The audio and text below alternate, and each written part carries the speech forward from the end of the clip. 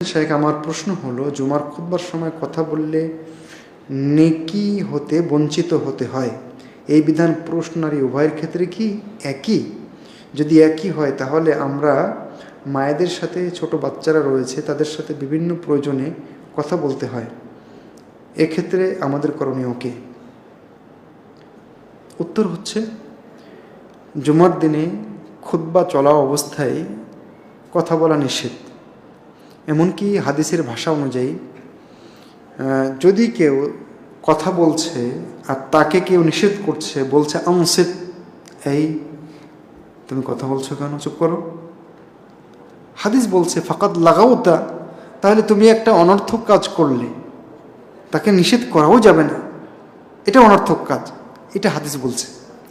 তো এই নির্দেশ পুরুষ এবং নারীর জন্য সমানভাবে প্রযোজ্য।